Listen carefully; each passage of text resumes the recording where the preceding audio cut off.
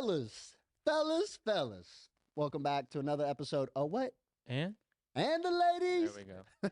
Welcome back to another episode of The Farm. Oh, we going to get after it today. Oh, Cody, we going to get after it today.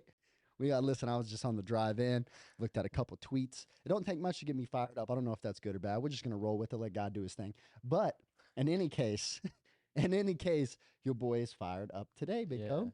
Yeah, no. Got a call. We started talking about how to manage this man. So we'll see how this goes. So Hey, dude, I feel like everybody's right and everybody's wrong. 100%. Why is this important? Why are we even going here? He's helped a lot of guys. He's also not had success with a lot of guys. come in with a purpose, and they're very intentional with what they do and how they do it. From the majors to the sandlot, baseball and softball share space in one place. Welcome to the farm system. All right. So listen, let's just start off.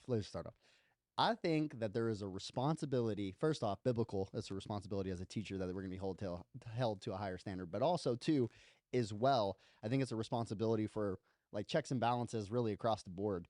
That at the end of the day, especially we used to talk about this actually years ago now. We're talking about like 6 or 7 years ago, probably at this point, when me and Jason Ochart first started kind of like going back and forth on social media. One of the things he used to always say is like, hey, like, it's nothing personal. Like, me and him would be like, people would think that me and him were like mad at each other. And we'd be like, no, it's nothing personal. We're just discussing like ideas.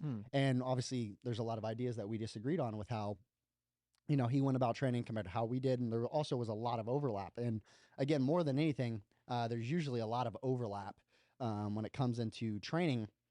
But also, too, just like anything else, I think because of people's lenses and all those things that we can get a little bit far past that. And then also within the last couple of years, probably more because everybody's kind of leaning more like politically correct because, everybody doesn't want to step in one thing and doesn't want to, hurt anybody's toes or whatever these things are. Or also on the same side, can't deal with someone disagreeing with how they think, that people have stopped engaging with one another on social media. And what they do is they only just put out their idea is, I'm just going to only put out more information, and if they like my stuff, they'll watch it, and if not, they whatever. But I think the issue with that is like there's also a reason, and people, again, in the recent years because of this, is like there's a reason that there's like there's like political debates, right? And the reason for a political debate is to address ideas like head on, right? Because instead, if not, we're kind of like subtweeting each other, right? Like you're putting out something, I'm putting out countering information, and we're never addressing those ideas like head to head and actually coming to a truth. Instead, you keep running down your path, I keep running down my path. And obviously, in certain ways, there's probably benefit to both in some way with context.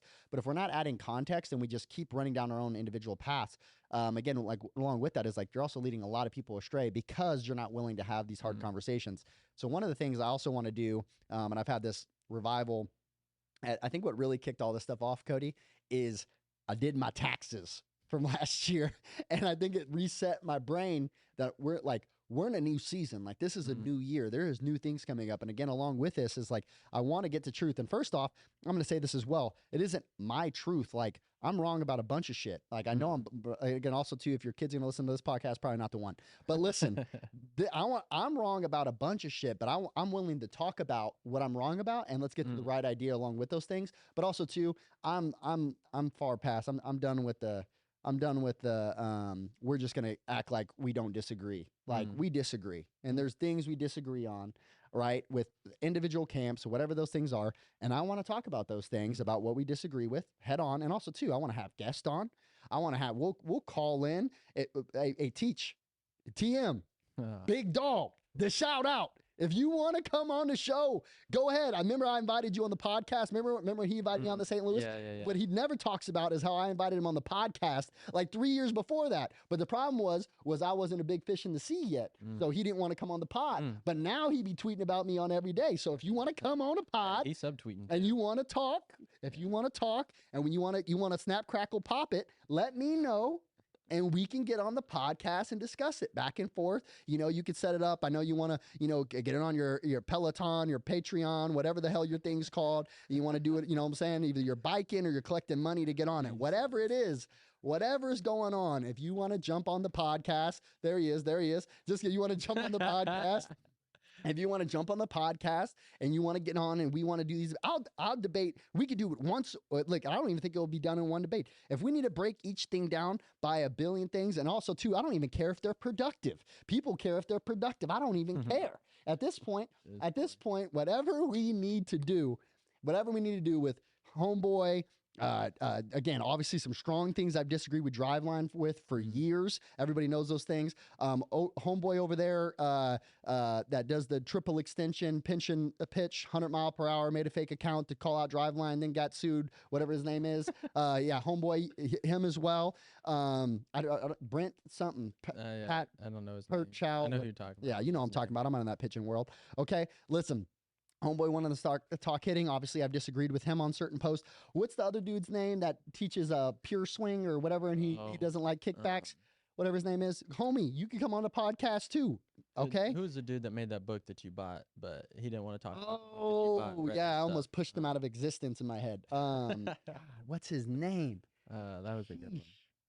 It was Jeez. Baseball Rebellion, right? Baseball Rebellion. I know his company more than his name. It's Schaff or not Schaff. Chaz. Chaz. Chaz. Yeah, Chaz. Chaz. Chaz. I think it's Chaz. Chaz. And then Chaz, Chaz from Baseball Rebellion, which one of your guys' name? Like Baseball Rebellion, he could come on. Chaz, he can't. I'm gonna deal with this daddy first. You know what I'm saying? I'm dealing with Teacher Man first before I deal with Homeboy. You know what I'm saying? But in any case, listen, it's not even about being right. It's not even about being right. Listen, there's just conversations that, again, I'm more concerned with, like the hitting world of all those things. Like, I know that's the difference. Like, I know I'm wrong about stuff. It's okay, right? There's things that I'm wrong about. Great, awesome. But I'm not scared to have the conversations, or also too, on the other end of that, like address things like head on of being like, hey, I disagree with this, this. Because also too, we can measure like 90% of these things. And I also mean this in the same way of being like, okay, look, this is, and I'm also not meaning, this is the other thing. Let's just go in for Driveline real quick. Driveline's been famous for years. It's just too research heavy. And this is what I mean by that. It sounds like, what? What do you mean too research heavy? Yo, I don't need a research study to tell me that fire's hot. I just don't. Right? I also don't need to study that when I'm walking, I exert myself. Or when I run, it's just, I just don't. So if you need a 10-year study with 1 billion people with this, and this, and it has to be isolated so we can come to a half-assed conclusion so that it can be peer-reviewed so that 5-6 people can, and then also too, what they do is they end up isolating from the task so much. And then when the study finally does come out, when they did, again, this is referring back to their study that they did with weighted balls, right? It's like 50% of the people that did your program didn't get results. Okay, that's your own study. Okay, that 50% of the people that you trained didn't get results. First off, if 50% of the people I trained didn't get results, I wouldn't have a business. So your marketing's fantastic. I'm proud of you guys. You guys crush it. Okay, hold on, I got a cough. All right, devil, you gone. Now we back. Listen, so we got all these things. This is the other thing. Look, and I get it. This is for the old school. I'm gonna give y'all a shout out real quick. Listen, there's a lot of people running around. A lot of them have worked for Driveline. Okay. There's a lot of people running around that have never trained an athlete. That's not their job. They're an analytics guy behind the end, and then want to talk in certainty that these are the things that make hitters better. Okay, listen, you measured, Cody, I'm sorry, I'm just going on a monologue. You measured, the best in the world have this XYZ bat speed on average. Great. Okay. So then what you just started doing was training all these people to have the bat speed, right? And you're like, oh, look, their bat speed's getting better. Our programs work. Really? Well, if that's true, then why are over 50% of the people that you're training, not pitching, on hitting or all these other things, okay? Because I've known a lot of people that have trained at Driveline, okay? Not only on top of that, I've known a lot of hitters that have worked and are Driveline guys, right? That have the higher bat speed, but can't hit. So if it was, it's tack angle, smash factor balls that we talked about with you guys 3 years ago about how guys weren't hitting balls square and they were clipping balls and all those other things. And back then, before the story changed, it was just bat speed. And even if I miss, it doesn't really matter because the bat speed's higher, so X velocity will be higher, and my average will go up. It sounds simple and understanding, but that didn't happen. It didn't happen. Cody, you obviously trained at Driveline, like you have your own, experiences and those other things. But we'll start with your story, and then I'll stack like 80 stories of players that I've trained on after it. Yeah. So first thing is, before we even keep going, because I saw this and I know you'll like this today, it's a Bruce Lee quote. And he said, "Man, the living creature, the creating individual is always more important than any established style or system." And so I thought that was really good. That spoke to me when it comes to training, because I feel like we've done a pretty good job of always talking about, yes, we see some drills that or some things that we do that over a general population get pretty good results, but also too, we're not married to just one drill or one idea or one Agreed. this. You got a billion drills. And that was something too as a player that I fell down that path, and then also too, with the drive line, like, I was joking around with Drell about this, but I did mostly all remote stuff, and so my experience may be a little bit different than some, but again, like most of mine was hey, here's some movement prep stuff. And then it was, get some heavy bats, get some light bats and some heavy balls, and swing as hard as you can. Yeah. Here's a hook 'em. Yeah. Here's open 45, but still it's just swing as hard as you can, swing as hard as you can. And I absolutely gained bat speed. Like my bat speed went up from like low 70s to high 70s, low 80s at times, but I also went from a 300 hitter and, JUCO to my next school to, just over 200. I was fighting the Mendoza line with all my heart. So, but I hit a lot of BP bombs. That's for sure. I felt good in BP. And so, with that too, is like, there's definitely some concepts that I took from them when it comes to, like implements and constraints, and some of those ideologies, but overall to the context in which I was doing it, now that I understand more, just was causing more harm than good for my swing. And then also to just little birdie, because I know some people that I played with that have also hit there. So word on the street is there's some decel talk happening on the drive line training floor now. There's some break talks just happening. Oh yeah. So Back in the day, that wasn't important. Just FYI. So a little birdie that name won't be spoken, that I know said that, yeah, no, I've been hearing talking about breaks now, and stopping and decel and whatever terminology they use for that. But yeah, I got some receipts. That's the other thing. Yo, listen, I've been doing this for a little while now. I got receipts, and if y'all don't got receipts on the same thing, I don't just got receipts. Twitter got receipts. You guys should go back and look at what, and again, me included, there's plenty of things I'll tell you right now that I used to do, used to believe in, that I no longer believe in, and X, Y, and Z. But I usually call them out and talk about, like, I even have posted about things I used to do and why it was bad and some of those other things, where on the same note of that is, like, driveline hitting has come a long ways. Like, it was really off the deep end at one point. Literally, it was just like swing these heavy bats and hit machines, and largely still that way, right? With these couple drills, X, Y, and Z, and along with it. Now, again, a long time, it's actually pretty interesting, because I feel like if you came and trained here, and if you have trained here, I hope you will be the receipts there, is that with all of that, I think if you really go through our process and how we program and why we program what drills and what we're seeing from data and X, Y, and Z, and how all of that comes into a storyline and how we put all of those things together, I know it doesn't seem the way from the outside. And this is the funny thing, is like, Cody, you'll kind of be, keen to kind of probably talk about this part, is that a lot of people think that, again, and this is where I think most people get caught up, is they see the player doing a drill where the leg's firing back behind them. And you're 100% right. We do teach all of our hitters to create more torque. That is 100% across the board. Yeah. Every single hitter, I'm teaching you to create more torque and also learn how to create torque reciprocally. Every single hitter, right? Every single hitter, that's across the board. Every single hitter is learning how to create torque and move reciprocally. 1000% foundational. But people get caught up is that they, again, like, will log this just like they did, like I talked about with like Tewksbury back in the day with the leg kicks and bat tips, is Tewksbury was teaching a lot of other things at the time that, people weren't knowing that he was obviously teaching. He talks a lot about what's going on with the hitter. Obviously now you'll see a lot more of the things where he's talking about a lot of things with, again, other parts of the swing. But the problem is everybody coined him as a mechanics guy or a swing guy, because at the time in the industry, nobody was really talking about mechanics or movements. And then also, too, people can say, oh, we went a little too far that way, X, Y, and Z. Maybe. If anything, I think we haven't gone far enough of understanding movement. I think that there's far more that people in the industry-wise like understand with the movements of deficiencies and things that we're having as well.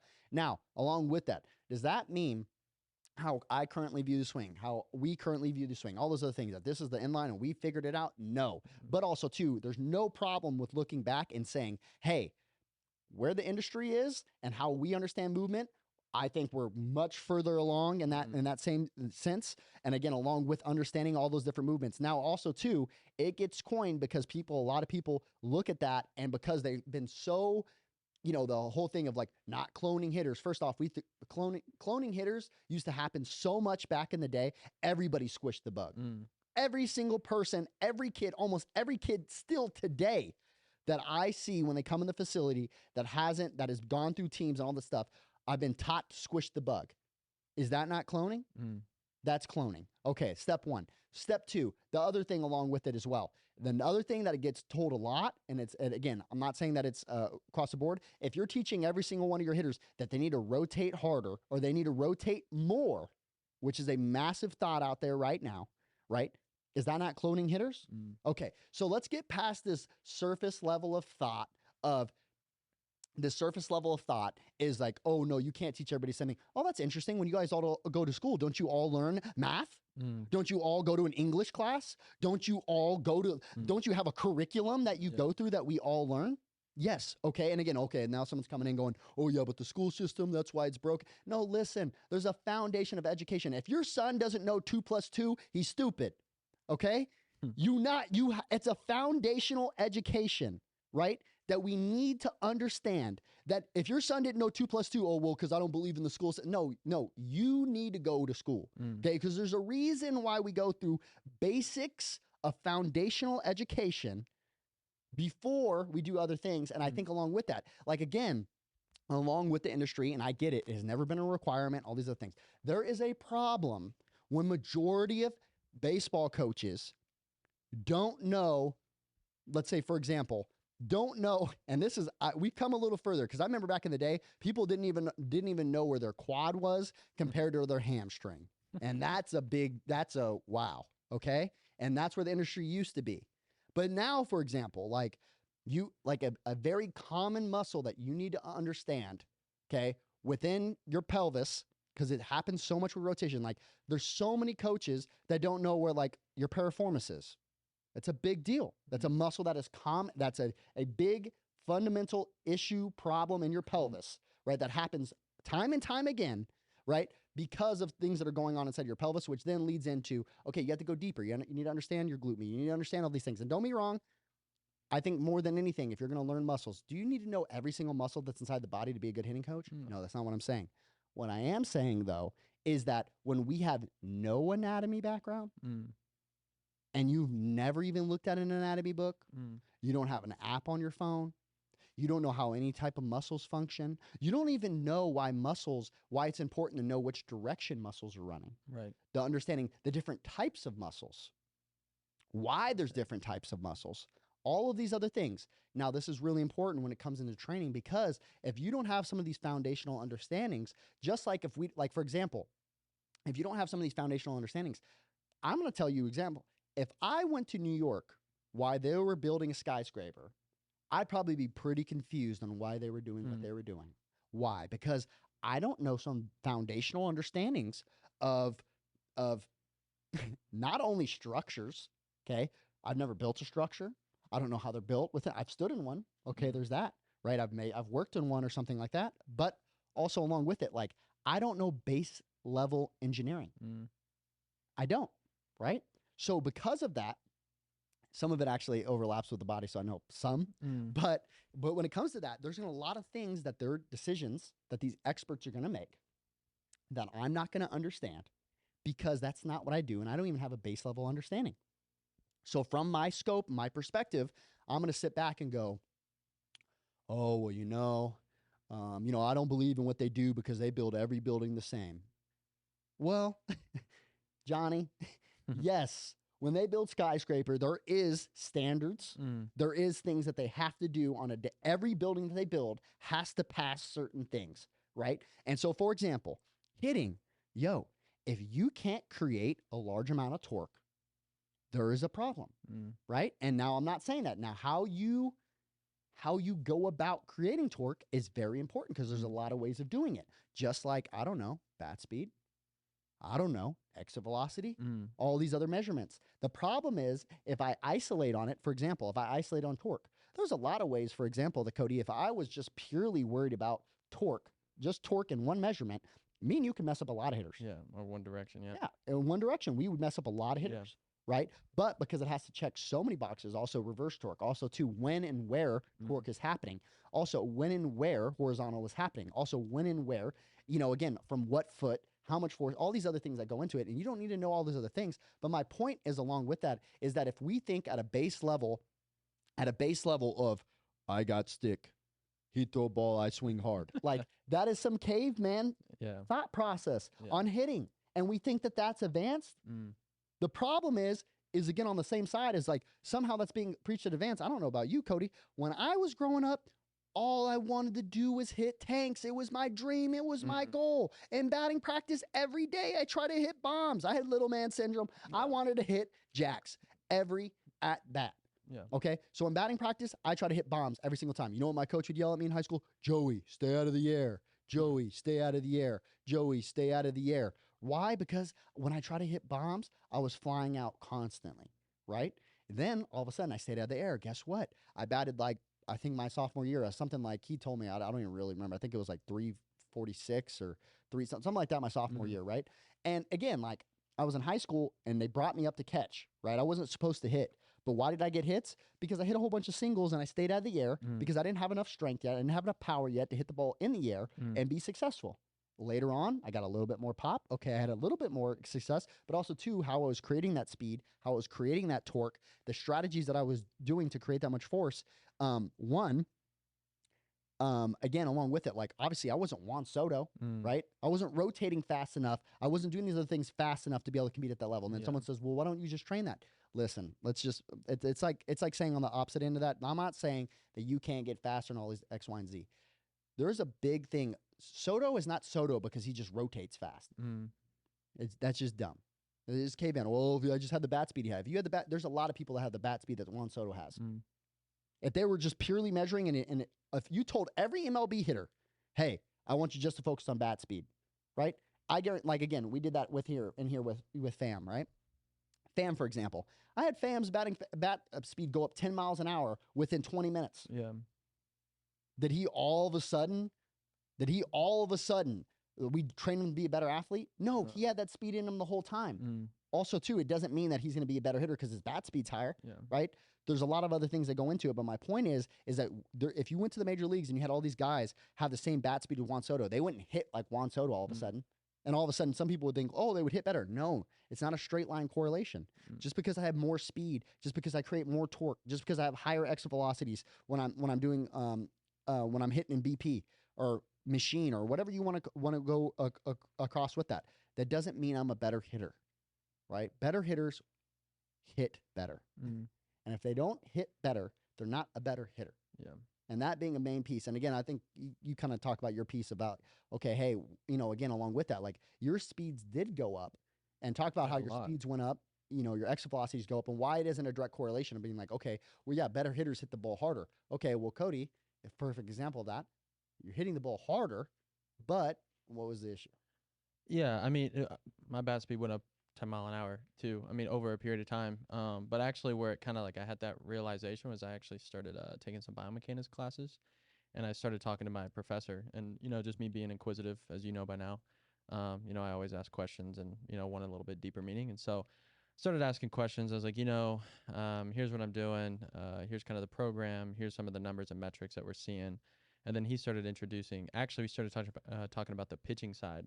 Is where I really started to be like, okay, now this really doesn't make sense why I'm doing what I'm doing. Like, so bat speed's going up, but I'm not paying attention to the angles I'm creating, the leverage that I have, the spin that people are putting on balls now, and then the angles I'm creating is now creating this bat speed at an angle that's not you know, productive for the spin that a pitcher's putting on the Yeah. ball. It's a bad vector. Yeah, you know, in a bad vector. Yeah, 100%. And so I'm talking to my biomechanics professor about this, and I'm like, that's crazy, because we actually started talking about pitching when I started to realize that, and then went into a lot of strength and conditioning courses, and actually I was blessed. The NSCA headquarters was just north of me, like 25, 30 minutes from where I went to school.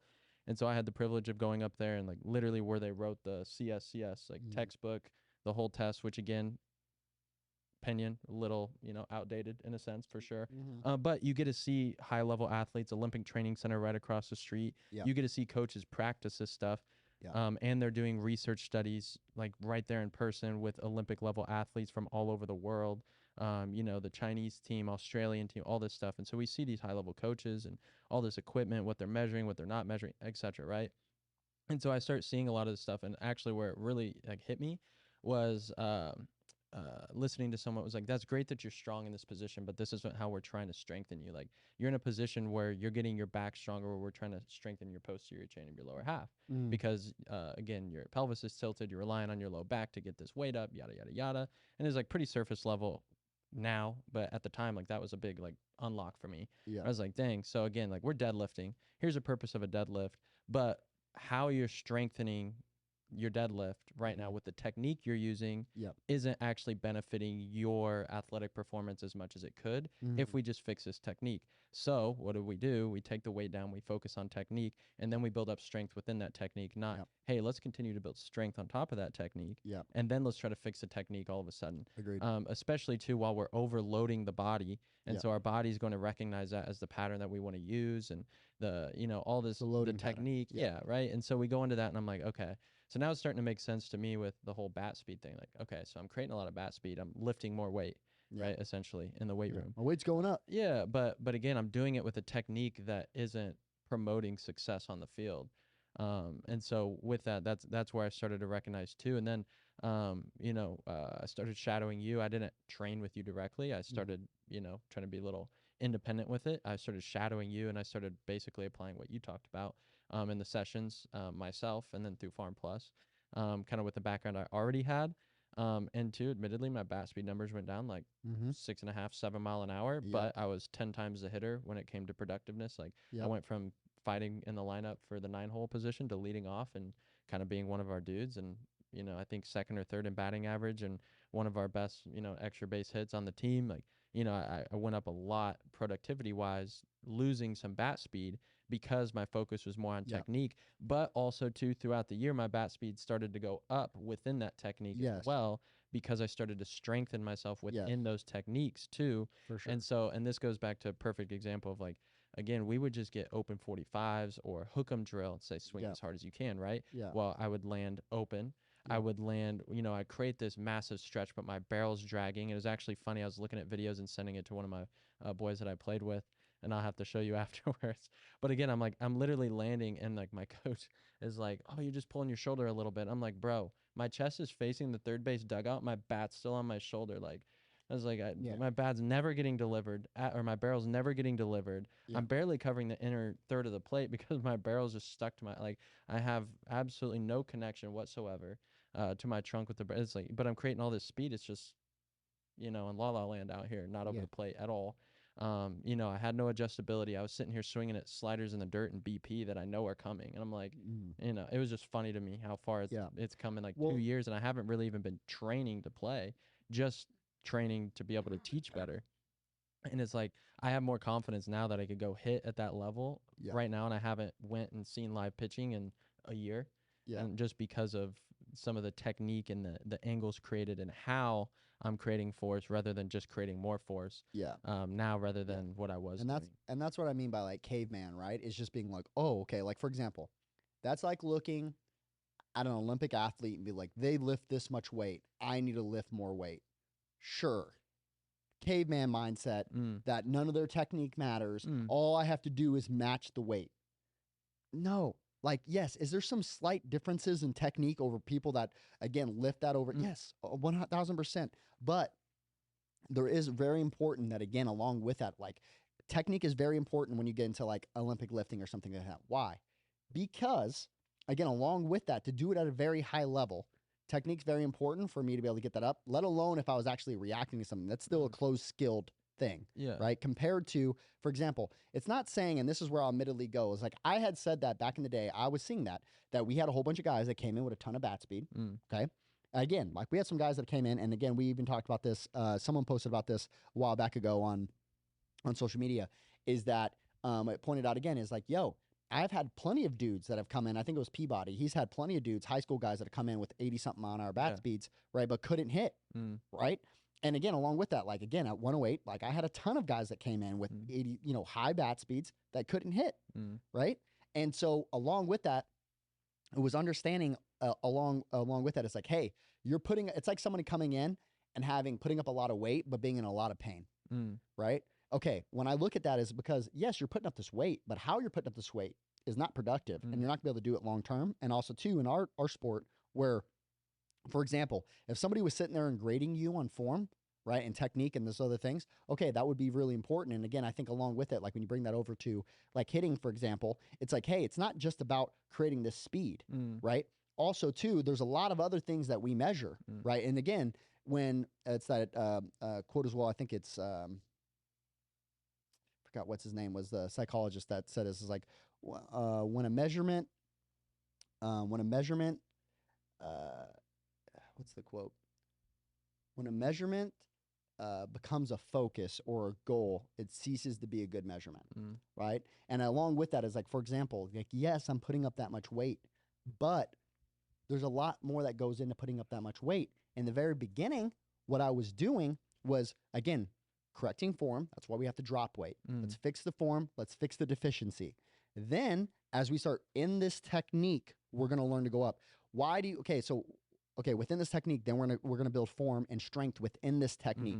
Okay, well, why is that important? Because now I'm not gonna be able to put up as much weight, because instead of compensating into your back, Cody, we're gonna teach you how to use your legs and actually be able to get this into your legs and do this another way. Now, because of doing that, because I took away your compensation, you are gonna create less. But because we correct the form, and let's say this, I'm not saying that every single time, like in your scenario, when you started switching up your form as well, you started to hit, you started to bring some more of that average back out. But the only reason, in my opinion, that your average jumped up so quick is because you used to already do some of those things well, and the angles corrected so quickly. So you were already that type of hitter. Now to take it to a new level of not only get what you used to hit, but take it to a new level of success. Now we have to build form within that technique. And now, why is that important? Well, then when we get into anatomy, then when we get into the places of understanding kinesiology and understanding again structural kinesiology of understanding what muscles are working when. Now we're actually developing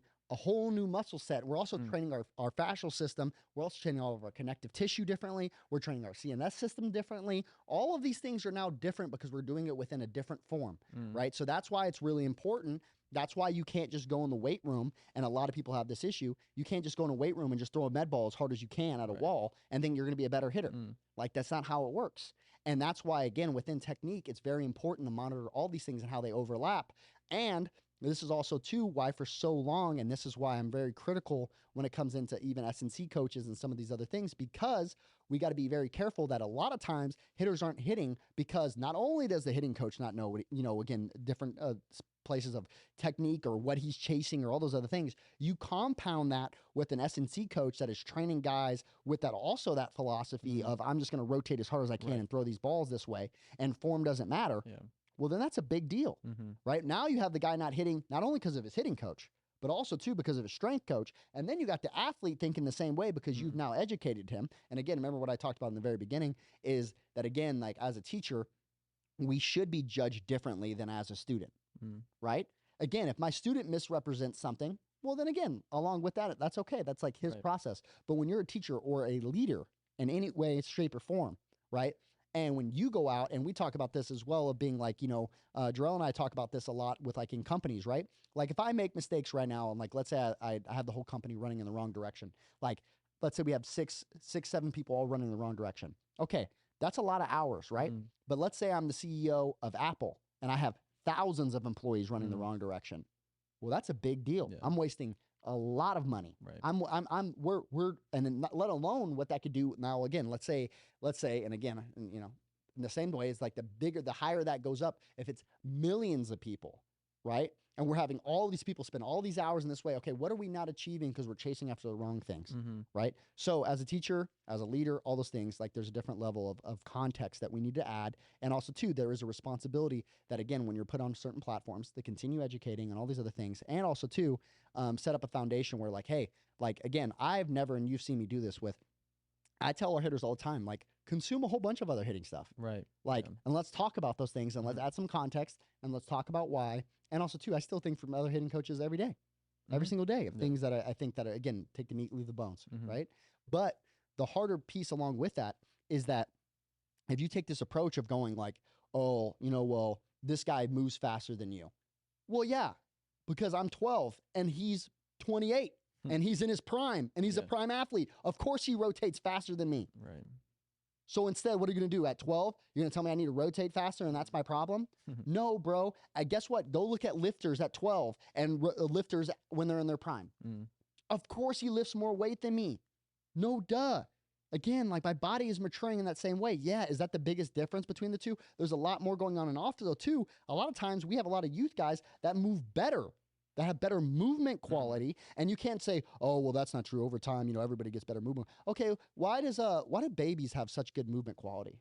Mhm. Why are their squat form? Why is it perfect?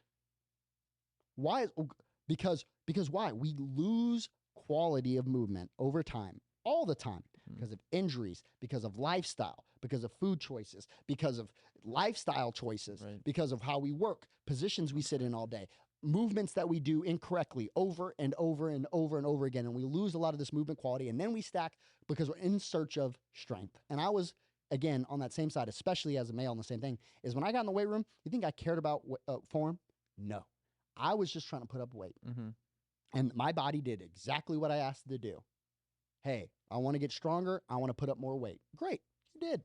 Mm. My back got strong as hell from deadlifting. I got a strong ass back. You know what my problem was? Again, like still when it came into my actual form, like still to this day, when I go to pull, I want to pull up my back. First thing I want to do is Right. I'm not driving my hips underneath me. My Right. first thing I want to do is pull up my back. Guess what happens when I want to go hit? I want to pull up my back. Mm.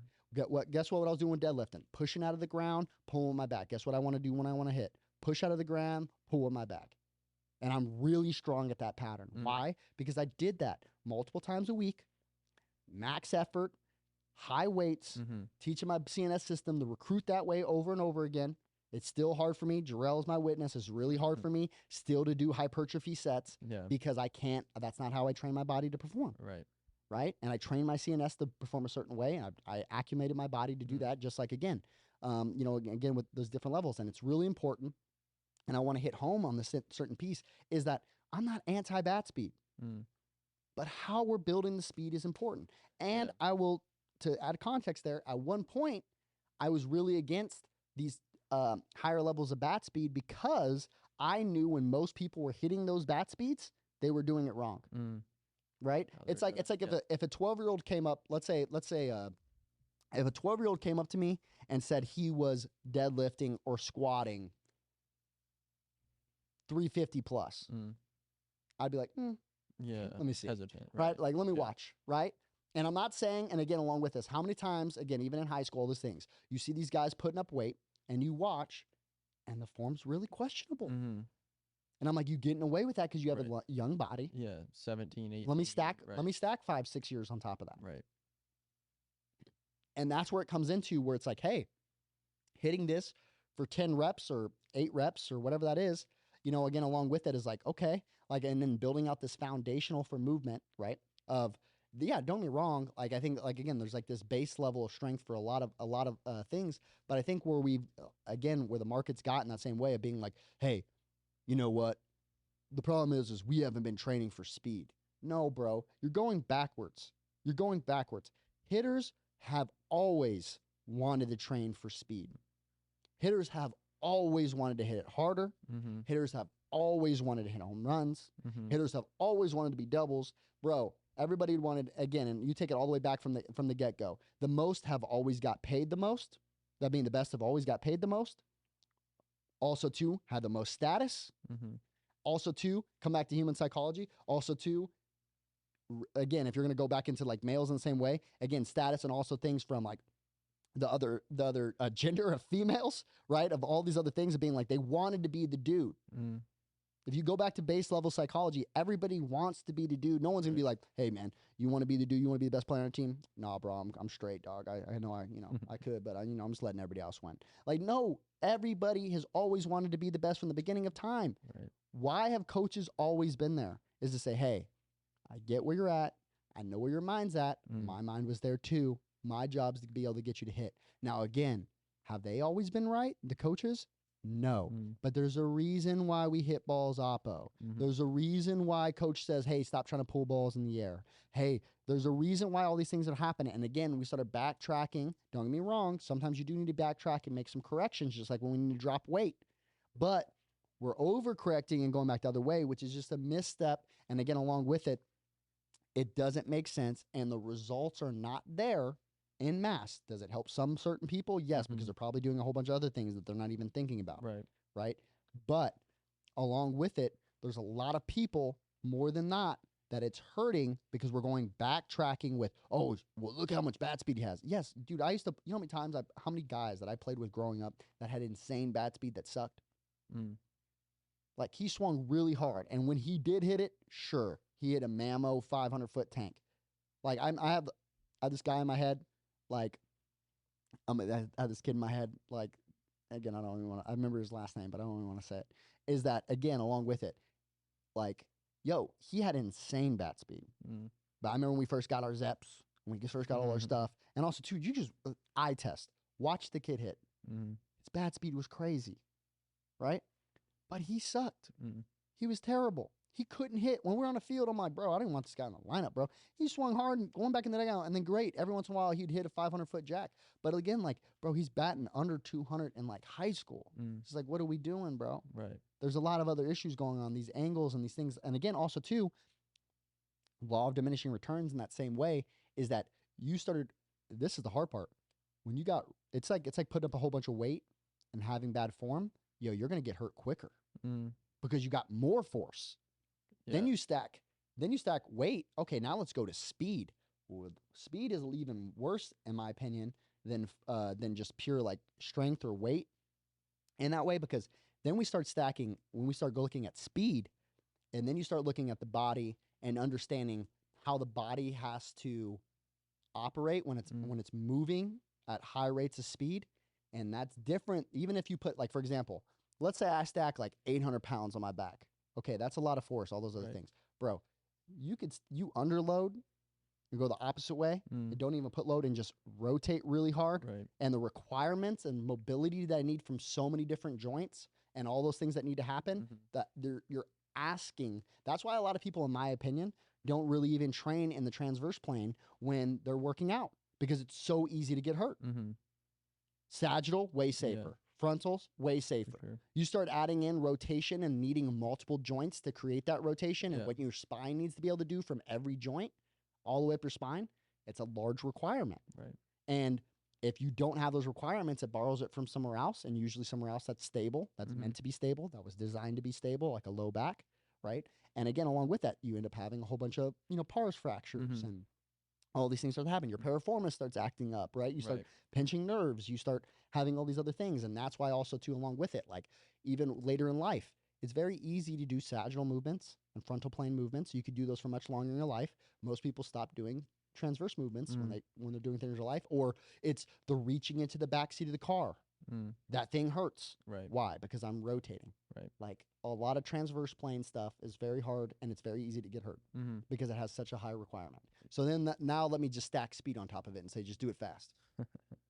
Right. No, and the exercise that I can think of that I got introduced to when I was first learning a lot about the body, the reverse lunge and then anterior loading it was like, it was fascinating to me because, watching high level athletes do that, kind of realizing some of the prep that they would do beforehand.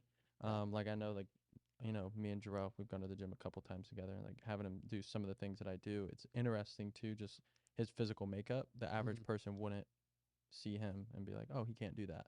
Right. But then I give him some of these exercises and I'm like, hey, maybe do him with a 5-pound dumbbell, even though he's clearly way stronger than me generally, Mm. musculature wise, but Mm. too then joint stability that comes into it, which I think people underestimate joints when it comes to different movements as well, and like the stability it requires to work through different planes and these different movements. But the reverse lunge is really interesting to me too. Is like I've watched high level athletes that need to do 20 minutes of preparation on getting their pelvis under them so they can properly internally rotate in their front leg while reverse lunging, or Yeah. else they will probably hurt their ankle Yeah. or get injured in some way, especially too while anterior loading it and then getting extension of their back rather than being able to get there with their mobility because their lats are locked up. All these different components. Like it's a Yeah. very dynamic lift, but it's gotten so popular in the lifting world to just go reverse lunge, just go reverse. Yeah. Like I've watched high level athletes, like Olympic level athletes, that don't just go reverse lunge. They spend 20 minutes of breath work, postural work, pelvic control, how to get their pelvis back under them. Also to internal rotation of the front hip because maybe they weren't, and to just shut that lift down for the day because Yeah. they weren't getting to some positions that's required for Yeah. them to do that lift. So then they'll shut that lift down for the day, and they'll maybe just do some dumbbells with their front foot elevated, just regular lunges, not dynamically reverse lunging. It's like, Yeah. again, that's And a higher level of thinking though. and context too along with that. Like for example, maybe an anterior loaded lunge like that might be a really good solution, but you're adding way too much load, Right. with way too much speed, right? Mhm. When in reality, maybe it needs to be an isometric. Mm-hmm. Maybe on top of that as well, again, I need to drop to my fives Right. and I need to do the same movement, but way less force. Like for example, like when we do like a reverse leg kick, Mhm. right? Like, hey, in the beginning, I might just tell somebody like, hey, we're gonna do this, and I just want you, basically, I don't care where they hit the ball. We're just Right. doing the movement. Yeah. Like I don't even care, right? And then as we go, like, hey, okay, we're gonna add some force to this, and also too, I get it. Sometimes when you, again, even too, like it's the same way. Like why do we add extra weight on the bar? Because our body has to organize, where it has to recruit enough. Mm-hmm. It has to recruit enough muscle fibers where I can do that lift. I'm going to make Right. an adaptation because of that. So I understand that, again, we're also pushing the body past what it wants to do. Mm-hmm. And also, too, there's some context there of like, obviously, when we're training, we're like, again, not enough stress, it doesn't adapt. Too much Right. stress, it fails. Right in the middle, that sweet spot of like Right. just a perfect amount of stress. And again, that's where it takes in where you have to have a skilled coach of figuring out what that actually is. And if not, you should go less stress. Right. Right? Err on that And whatever side, you yeah. think, you should ideally go less stress, right? Because again, at the end of the day, that's great. You push yourself a little bit too far. I used to do this all the time.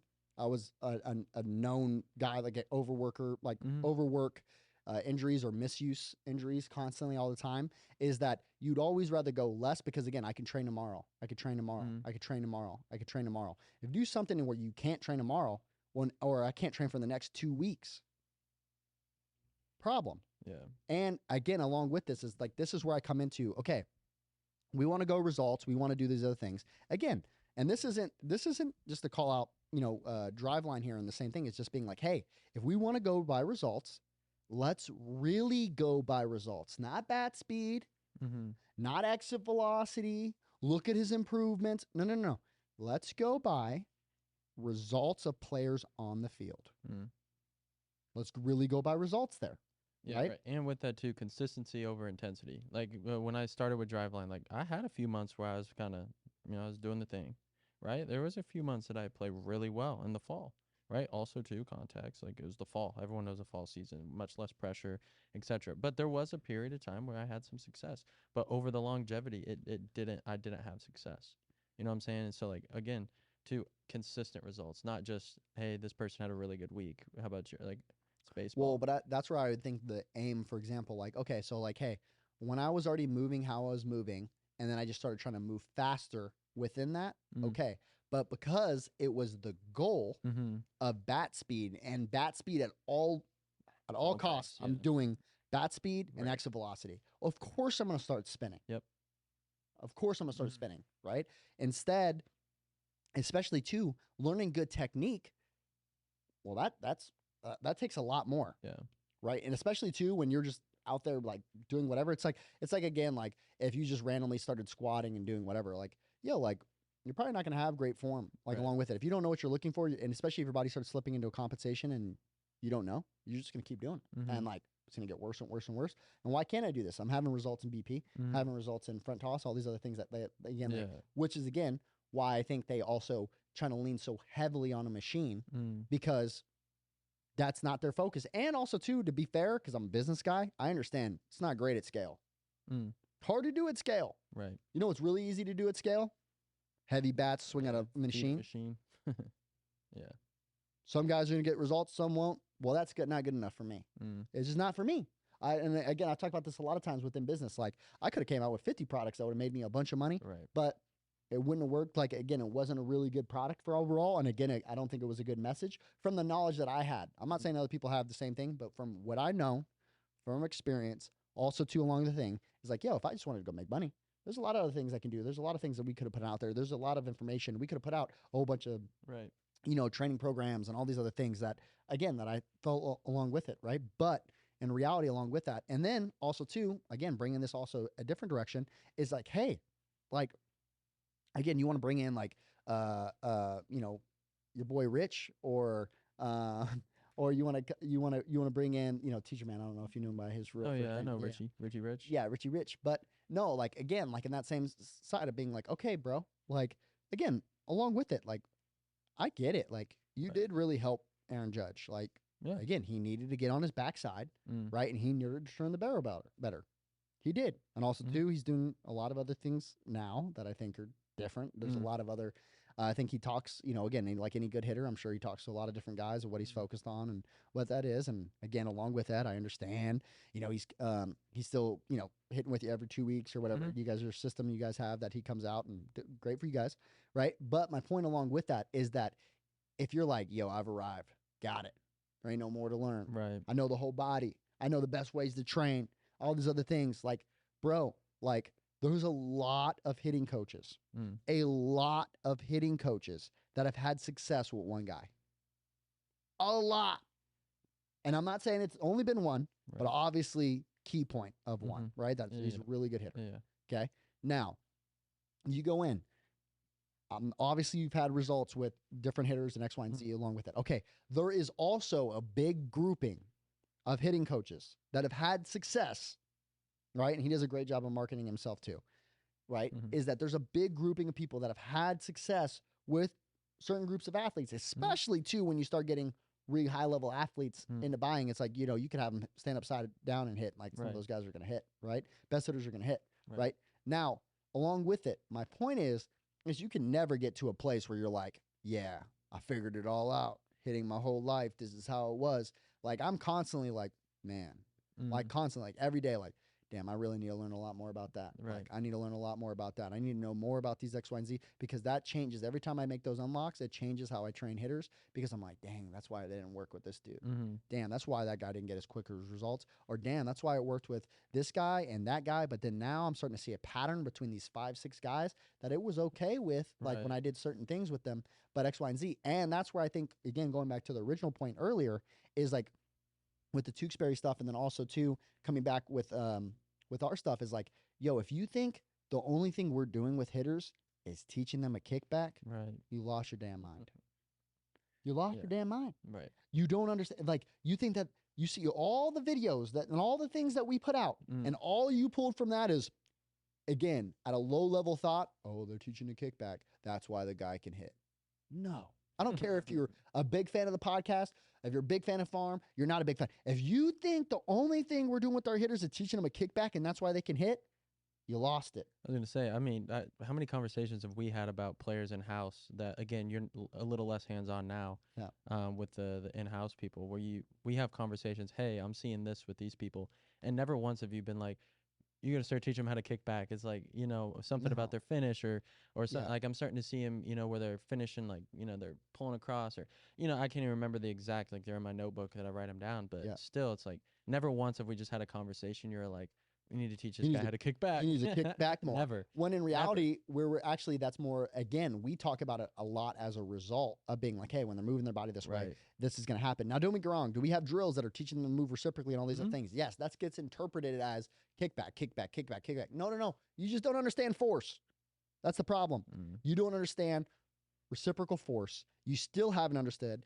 I've been yelling at y'all for years, just like Eugene did before me, just like people did before him, right? Multiple people before him as well, of understanding that, again, when it comes to reciprocal movement, we talk about that in the base. There's a reason why it's in the essentials course, is you have to understand reciprocal torque, reciprocal movement, understand why it's so important as a base. Then you can move on to other things. And again, it's a foundational movement that we do when we're babies. And if you don't understand the basics of human movement, right?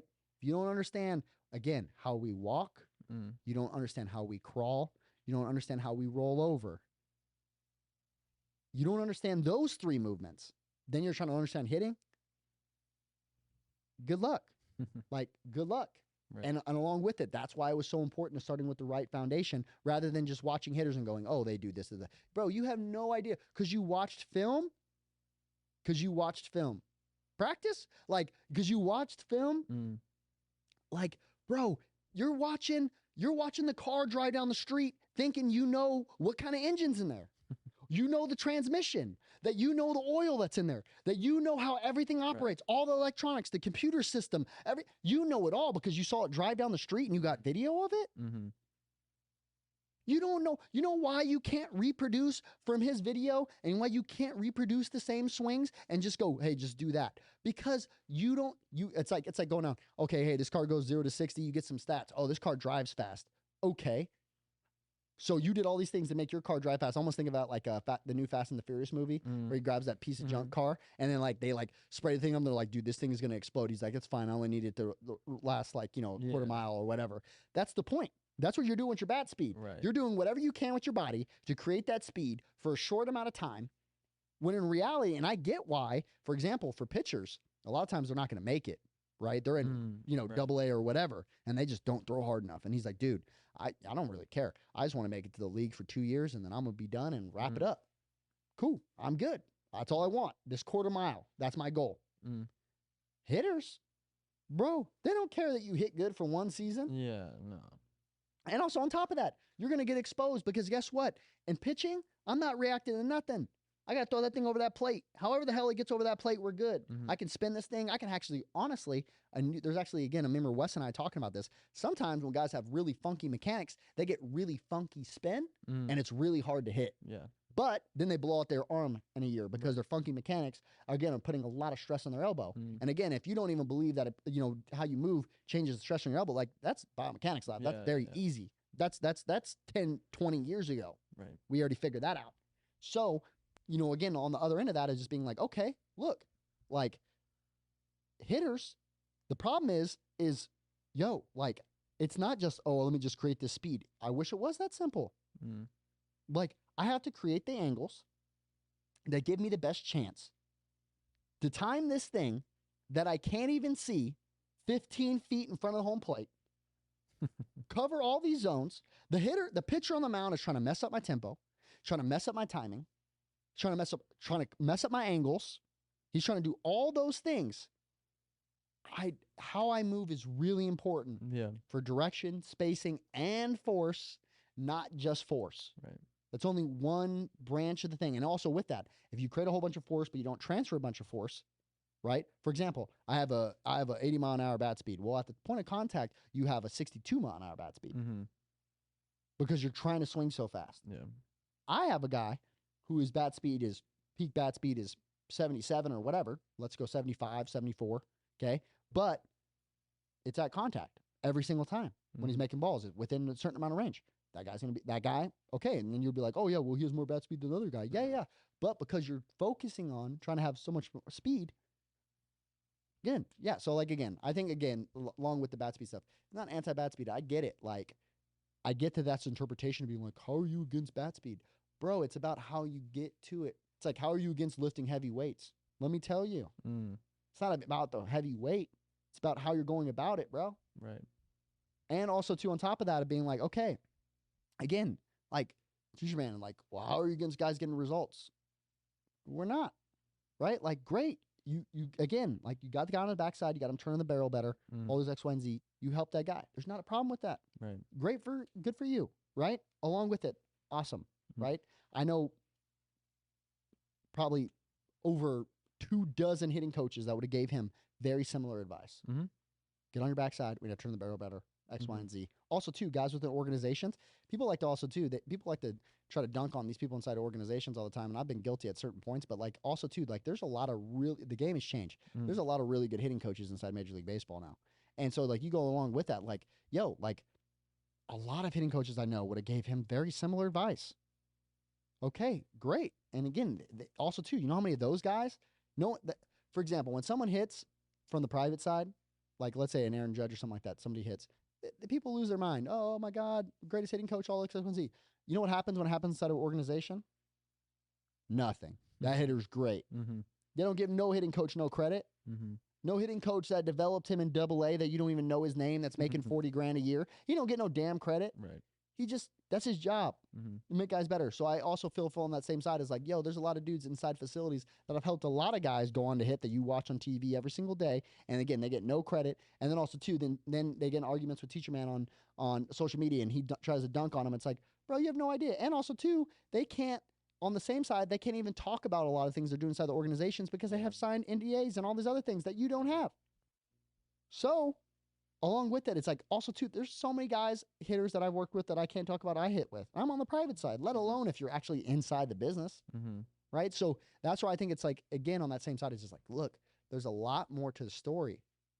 It's just like, again, I think Teacher Man's gone the opposite way where he's like obsessed with quickness. Quickness. First off, I don't think his move's quickest, but he's just obsessed with quickness. There's a problem with that too. Right. If I purely focused on quickness, again, that's fine. Quickness, quick, all those other things. Okay, great. Have Mayweather go fight Bones Jones. See how that goes. Like, let Mayweather go fight a heavyweight. Like, how much force I create is a thing. Like, if you don't think that Aaron Judge creates a ton of force, he's 6'7". How many like pounds? 285, I think, last time I checked. 285? Yeah. He creates a ton of force. So for him to focus on quickness, like it's like a heavyweight fighter. Right. Hey, we're going to focus on being quick. Yeah, because he already has power. Duh. Yeah. And so that kind of goes into what I was saying too. I think it's always funny is like we take concepts a lot of times from like big leaguers because I mean there's also a reason why they're where they're at, but also to the realization that some of them are just better athletes than we are, you know, and like every coach I've ever been a part of that, you know, has had some success. I mean, they pride themselves on can you get the 6, 7, 8, 9 people to hit? Not like I could give our 3-hole that I played with through college any advice, and he was still gonna go hit 400 with 30 doubles and 10 bombs. Yeah. You know, like I'd say, hey, knob to the ball, or hey, think about your pinky toe. Dakota was still gonna go hit 400 because he was, like whatever you told him. Right, he was stronger than most people. His IQ, his ability to recognize pitches were just better than most. Like I could tell him anything, and like I would have been a great hitting coach. But again, could you tell me something when I was batting ninth and struggling to hit 200 and get me to hit 300? Yeah. Right, and like that's where too was like I try to pride myself on too of like, okay, when a great athlete like whoever comes in, right, great, like. Yeah, you want him to get better, absolutely. But can you take the kid that didn't make his high school team and get him to make varsity next year? Yeah. Right? Like that's where too it's like Aaron Judge is 6'7", 285 pounds. Like I'm glad you got him to hit. I was like, I would love to help Aaron Judge hit. That would be sweet. I would love the opportunity. But on the flip side, like how about the people that are in AA fighting for jobs? Like can you get them to the bigs? Right? Not the Aaron Judges. And then also to mimic something that Aaron Judge at that, like, again, had a kid fly in a couple weeks ago, and he's like, well, Aaron Judge does this. I'm like, bro, you're 5'9", 170 pounds. You sure you want to mimic Aaron Judge's swing? Yeah, and I also... And plays with 320 in right field and slices balls that way. Yeah. Like, and also, too, the other thing of being like that is being like, hey, like, are you really moving like Aaron Judge? Yeah. Because he also does a lot of things really well. Yeah, he does a lot of things movement quality wise. He's just a really good athlete. Right. Probably has a pretty good S&C guy. Yeah. All those other things as well. Oh, like for again, sure. I mean, they got Cressy and all those other guys. Like he's doing. There's a lot more going on than just him swinging, right?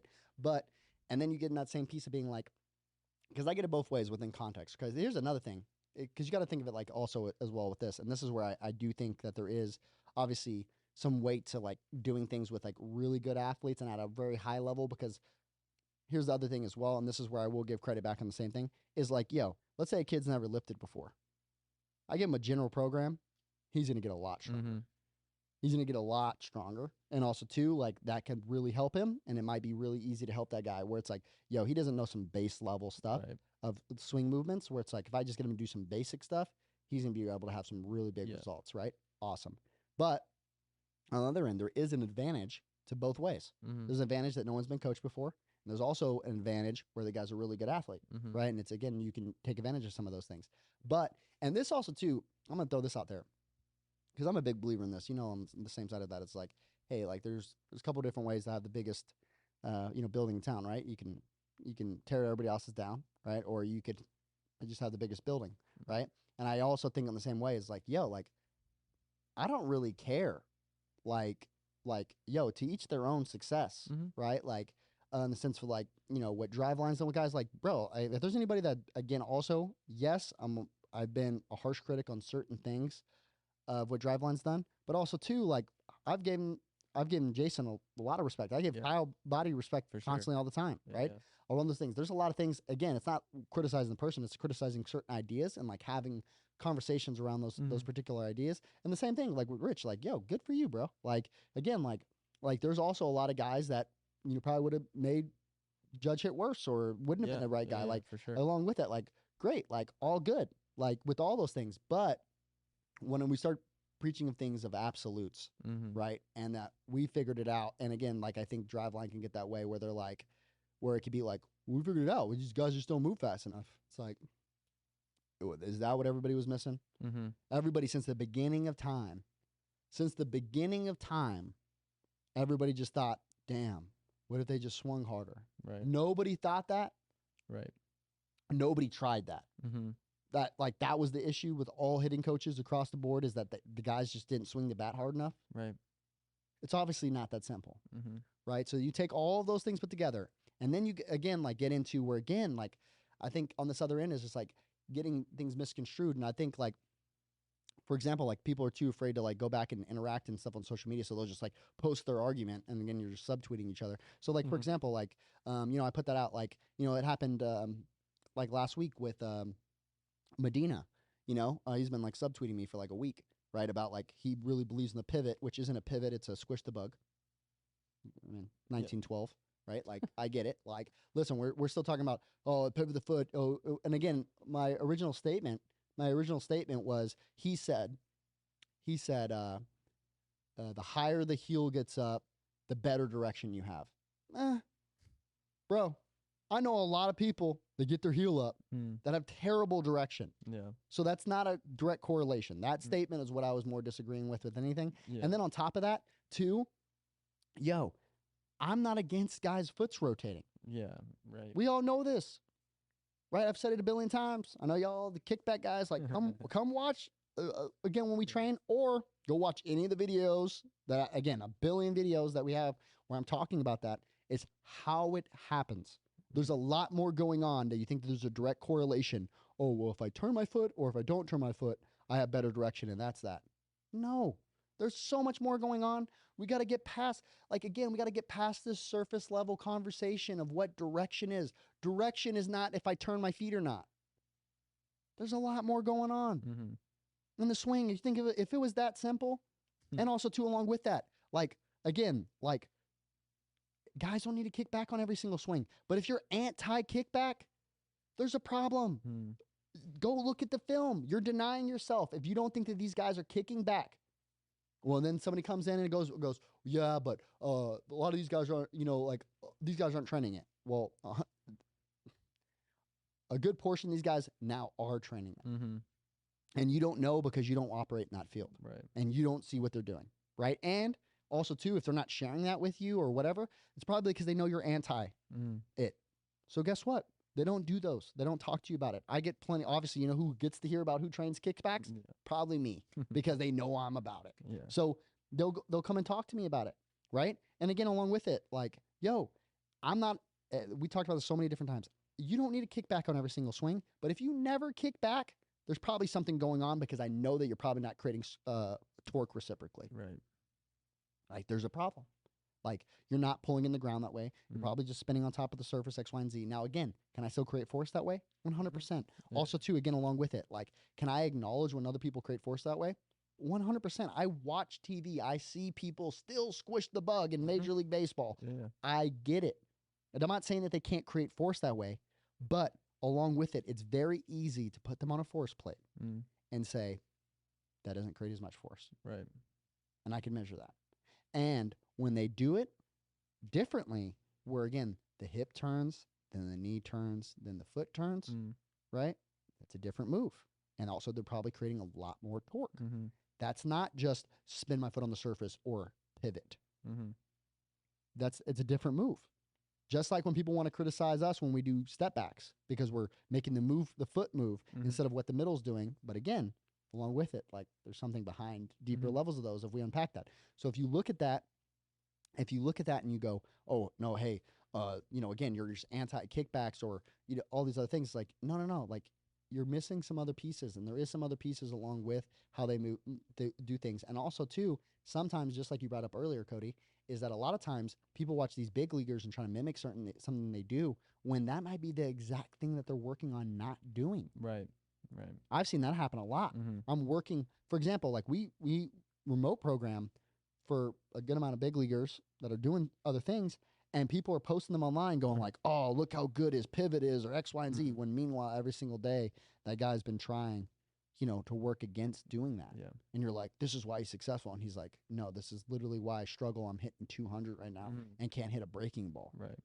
So you're trying to mimic me when that's something that I'm actively working on where I know it's a problem, but you haven't had the conversations with the guy, so you wouldn't know. Right. And again, along with that, again, it's just like all this context, which I understand it's going to be messy.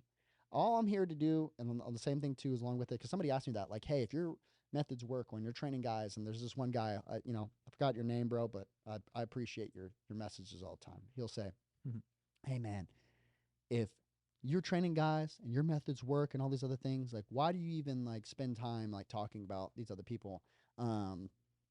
And then I messed around with him one time and I was like, because I smell blood or something like that or whatever. It's like, it's not enough. But no, but like really in the other side of that is like, I do feel an obligation to add context, right? Like I do feel an obligation where like, I'm not just, again, I've talked about this before. I don't want to be just the hitting coach. Right. I don't want to be back in my little lab that's quiet and we never market and we do this thing and I wanted to keep it small and we wanted to like, that's not what I have a platform for. Like, that's not what I'm interested in. I've always been interested in educating people. I've always been interested in having conversations. I've always been interested in pushing the game forward. It hasn't been, let me just train these guys and I want to be the best hitting coach. If that was the case, I would have ran my business completely different. Right. So when I have these conversations and why we do all the things we X, Y, and Z and other things we do, because again, like I do love baseball and I do feel like I have an obligation to baseball where to have these conversations along with it. And I don't want it to be a one-way direction, but of like having that conversation of having people on, I have no problem having conversations with people. I've never have, right? Which is why I'll actively go and respond to people on social media all the time to have those conversations and to do those things. So again, along with it, I think that there's some bigger pieces there that are big for like a lot of these things. And again, also too, to be fair also, and I know this part, everybody will probably clip the middle part and send it to Driveline, but probably not this part, is, along with it, right? Like, yes, like Driveline's going to get a little bit more heat because they're the bigger name and they do whatever. But along with it is like, if you listen to this podcast and you thought it was about Driveline, you missed it.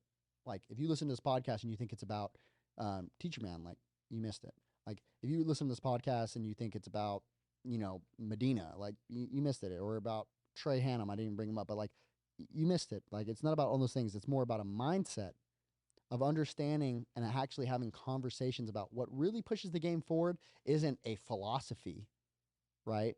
It's more the sense of, like, in my opinion, a reopening of sharing ideas, talking about them, especially when someone disagrees with you. not just with people that agree with you. Because I think that, again, along with it, we can get so stuck in it, like, well, I'm just going to teach the guys that want to listen. And if they want to listen, then I'll talk to them. No, bro. Mm. How we end up, again, on the same side, evolving ideas and all those other things is understanding that it's, again, in my opinion, also, too, people might not see it this way. I really think if you're here in house, and Cody, you can kind of do this as well, is like, I really think that we're a mixture of everybody. Mm-hmm. And we have concepts from everything. 100%. And again, context where we use all those things. But I also feel that that has been a shelter for certain guys, for certain coaches, that they've used that as a shelter to not really go in depth anywhere Mm. and be a high level generalist because it's safer for them. Right.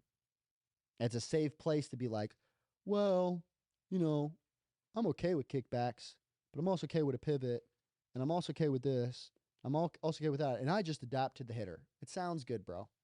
But along with it, because of that, you don't know why a kickback is happening. You don't know why a pivot's happening. You have no idea if the guy should be pivoting or if he should be kicking back, Right. or if he should be popping forward, or if he should be doing this with his shoulders, or if he should be, isolating this sling, or if he should be, you don't know. Right. So because you use your cloak of generalist that I just adapt to a hitter, right? As you actually never got any deeper. Mm-hmm. You never got real deep. Those guys are the same guys that are not purchasing courses. Mm-hmm. The same guys that don't know where, what your Piriformis is. Mm-hmm. The same guys that don't know all these other concepts along with, don't know what a force couple is, Mm-hmm. that don't know general biomechanics, that again, have not taken advantage of our free resources or any of those other things and say like, oh, I just adapted hitter. That's okay. Again, like we talked about this, in other ways, in the same ways as being like, yo, we need hitting coaches like you too. So Mm-hmm. if that's as far as you want to go, and that's your cloak, and I just stepped on your toes, then you pick. Right. There's a place for those hitting coaches, and you'll sit in that place if that's what you want to do. But if you want to, again, don't ask me. Don't be upset at me. Don't all these other things when like there's a reason why. And let's put it this way. Let's just put it this way. That's great. Let's just throw it here. Yo, at the end of the day, if you want to call, and we talk about doctors or whatever as like specialist, Mm. if you want to put us in the thing of like kickback specialist, that's great. Right. Send me back everybody that kickbacks. They're probably pretty good. Like send them all Mm. this way. That's fine. If that's what you want to bucket us into. Because again, on the same thing too, like, fine, we'll be leading experts in the world of understanding a kickback because you won't Mm. budge on and you're Mr. Right. Pivot. Squish the bug. Like Mhm. whatever. If that's on that other side, if that's what you think and that's just it, then that's a whole nother conversation. Yeah. You know? No, and kind of going into the generalist talk. So I'm going to kind of ask a question to preface this because I was reading this article. So shot put form, right? Mhm. Right. So what's the shot put form that you know of? Well, there's two of them. Okay. That Yeah, there so you've used read to it be two. Yeah. So, back in the day, people would like is more like a linear move. Mm-hmm. And then now, almost everybody rotates Mhm. now because they've seen it as a dominant form. Yeah, but Yeah. there was a point in time too where they had two shot put coaches for Coaches, and the they would Olympic send team, them, and yeah. then the people that were best at each form would then go to that coach. Yeah. And then there was a period of time, and I need to go back and read it again too to get dates and stuff because I know people are going to want to pull it up. Yep. But naturally too, it's like then they go through and then they start seeing which form was, like you said, more dominant, and Yep. now the general public probably doesn't even know that there's two forms. Yeah. Right. And that they just think that there's one way to do shot put. Right. But there was that one time too where it was generals like, oh, just, go to this coach that teaches this form. Then you go to this coach. Yep. And it's like, okay, well, there is a more dominant form. There is one that Yep. gets better results. Yep. If taught it correctly. For sure. Um, Just like when people jumped over the bar backwards. Yeah. When they And they learned used how to to just jump over jump. the bar backwards, Yeah. then it was like, okay, then now everybody jumps over the bar backwards because it's a dominant, it's a right. more effective form. But I would argue this. I would argue that the people that argue that they're generalist are like minimalist, Mm. not generalist. Like you don't generally know much about anything. You minimally know a little about a couple things. Yeah. And because of that, you can't really help anybody, right? Like, and again, there's a book, you know, again, people are probably, because again, that's inside that book also as well as that just came out. It's about being a generalist and about how that's a skill set. But I think people misrepresent that and be like, yeah, that's me. It's like, but again, like, how many textbooks have you read? How many courses have you consumed? Like, again, as a hitting coach, like I literally, they just said this in church yesterday, right? Is after high school, what was it? It was like 33%. 33% of people never read a book again. Right. And then it was like 50%, 45% for what? After college? Yeah, after college, 50 or 45% never read a book again. A book again. Right. I've read more books out of college than I ever read in college. Wasn't even close. Right. And I still, like, I got a library at the house, right? And what I mean by that is like the same thing too as well. It's like, yo, I'm not going to lie to you. If anybody's a generalist, I think it's probably me. Yeah. And what I mean by that is like, I know a lot about a grouping about a lot of things, right? But like, and again, along with it, like I understand, but with all those general categories, yeah, there is certain things that comparatively to the rest of the world, I might be seen as an expert in. But in my mind, I still don't know a ton. I still need to know way more in those areas. So that's what we're talking about is like what a real generalist looks like, or maybe there's levels to the generalist game is maybe what I'm coming to, right? Because who wouldn't, if you walked up to somebody and I'd be like, yo, blah, blah, blah, blah, blah, they'd be like, yeah, I know general about a lot of things. Like a lot of people think they're a generalist. And also too, a lot of people also think they're experts nowadays, right? That's a whole nother thing. But my point along with that is that a real generalist, in my opinion, like, yo, you like have read up on and not, you're not Twitter, not because you've been on Instagram, YouTube, not because you've been doing it for a long time. No, how much education do you have? How many conferences have you gone to? How many people have you gone that have altering beliefs than you do? Again, like, yo, I had Driveline Plus. Yeah, me too. Yeah, like I bought and read Baseball Rebellion's book. I won't share my reviews. Okay, but I read it. I did read it. I read the things. Like, again, I've read when people have altering. I've listened to a lot of Teach Man videos. A lot. A ton of them. Right? And people will be like, yeah, but you're just looking for something to disagree with. Like, no. Go back and watch the videos. How many times have I agreed with a lot of principles that he's talked about? Hey, this is what he's talking about. Yeah. This is the science behind it, but he was missing this piece. I was gonna say, you could check my DMs from you where you're like, he got this piece right. This is where he's wrong. Like, and you send that to me, right? It's like, just literally, if you want receipts 100%. for that, check my DMs. So, and again, I've never said anything that he ever agreed with any part of what I've said. So just to throw that out there. So let's just get that simple. There's nothing I've ever said that he's like, well, he was right about that. He never said I was right about anything. Right.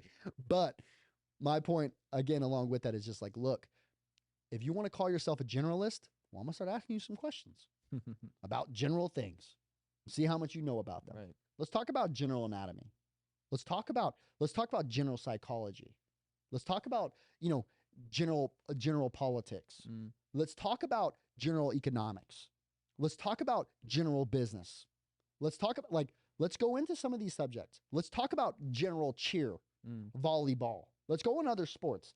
Let's go into some general things and see, again, along with it is like that title. Oh, I'm a generalist. Check. What does that mean? Right.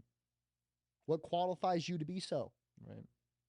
And also, too, what he's talking about, and again, someone's probably yelling at me like, I know the name of the book, right? The book that, again, along with, I'm terrible at names, but I understand the substance, right? Is that, again, along with that, like when he's describing what that looks like, you really need to line up your life and go, is that true?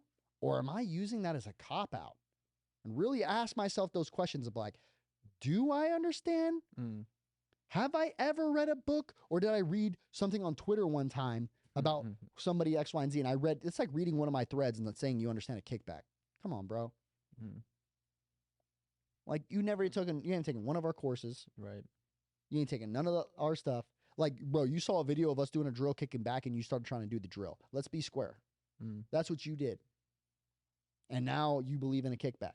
Bro, I don't want, again, the same thing too. Like, I'd rather there be less of them. Don't go around talking about kickbacks when you don't understand them either, because you're not doing us any service either. Don't go around talking about hitting when you don't have a general service. Like, yo, I just don't know enough really to comment. Do some of that. Let's hear some more of that. Yeah. I'm cool with that. You walk around saying like kickback. And again, I see it in my comments all the time on Instagram. Oh, because it does X, Y, and Z. Bro, because you heard it on an Instagram video somewhere on somebody else's page. Like, the reason I know, and that's where Bobby always talks about that, Tewksbury, he always talks about that. You know who really put in the time. Right. No, it's like or who's regurgitating. Someone that flew in and was being taught by someone that we know the name of. But, yeah, basically it was like, yeah, I started, kicking back because all he said was like spacing. I just felt like spacing, It was like, so I started kicking back and it's just helped a lot with spacing, And so it was just funny having that conversation. Yeah, just having that conversation from someone who flew in, is like only consumed our social media content and then hits with someone who's also consumed some of our social media content and starts, trying to apply it via just social media content. And it's like, yeah, for sure. Like it can help with some spacing. Absolutely. But also how you're doing it, you're also going to have some other issues and you're still pushing forward and, so coming up out of posture. Yeah. And also too, I mean, it's the same thing. It's just like, again, if some guy watched, Teacher Man Online and then tried to do a couple of his drills and it didn't work for them. Like, bro, you didn't work with, again, there's a difference. Like, same thing. It's just like, it's like going on WebMD. Like, good, bro. Like, I get it. The same thing too, but like context there, and let's be real on that same side. Like, you don't really know. You consume some social media content, and that was back. So let's put it this way: 10 years ago, you wouldn't have known nothing about it because you only consumed it through social media. Right. And I've learned a lot through social media. I'm not banging on social media, but my point is that can't be your only source of education, man. No. Like, it just can't. And again, along with it, like there's too many resources out there. There's too many things where if you're not investing, like I just did, again, another thing with me doing my taxes is I looked how much money I spend on textbooks. Bro, I've not had a year probably since college that I haven't spent less than $500 in books a year. Like, and that's probably, I know someone that's probably dunking on that. Yeah. Right. But, and again, along with that, okay, that's just books. Then you put in courses, other people's stuff that I'm consuming or whatever those things are. And it's like, yo, and then, let alone, like, there's sometimes where like, and I've learned how to purchase books for cheap, okay? Because I purchase a lot of them. Yeah. So I'm getting a lot of textbooks that are really like $500 books that I'm getting through resales. These college students ready for some cash, bro. I'll pay you. You want $30 for that $500 textbook? I got you, player. Go ahead and go out there on this weekend and get around on me. Deal. Go get your work in, all straight. But I want your textbook. Yeah. Like, and shoot, I'm gonna use that textbook. Why your textbook show up look like it hadn't been opened? I ain't calling you out, player. It's all good. It's all good. Your anatomy textbook, brand new, sold it to me for $30. Like, I appreciate it. That's a $400-something book. So, like, that's just a big thing. It's just like, and I get it, dude. My textbooks were very similar in the same way. Like, it's just like now on the other end of that is just being like, yo, like, we got to have real conversations. And also, too, I'm not saying Twitter's the platform. I'm not saying Instagram's the platform. I'm not saying all those other things. But really in that same way, and also, too, I think, I'm not going to lie here with like, for Medina, for example, homeboy used to send me DMs back in the day, him kicking back and be like, kickback at Joey Cunha. I see you, boy. Then all of a sudden you flip script, right? Because, selling half bats now. I see you working. All of a sudden you started tilting back the opposite way, right? Is that, again, you can't say like, I see the kickback, I do. This is Dre Hannum line. I see the kickback, I do. Okay. Trey, how many of your guys kick back? How many of your guys kick back? Ever in a game? How many do?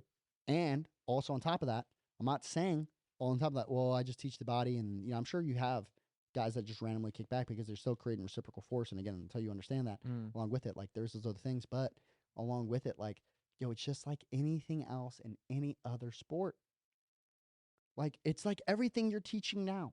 It's like everything. And again, at one point, They'll be like, what? Y'all used to argue about this? Mm. Stupid. And that's what I really feel like, bro. Back in the day, they'd be like, bro, bat path, can't teach that. It's just how it moves. Everybody teach bat path Right. now. Balance, can't teach that. Speed, you're born with it or you don't. boy. That's it. You can't teach it. Velocity, can't teach it. I remember when I was growing up, can't teach it. Squishing the bug, can't teach it. Bro, you can teach it all. Everything that the human body does can be taught. Right.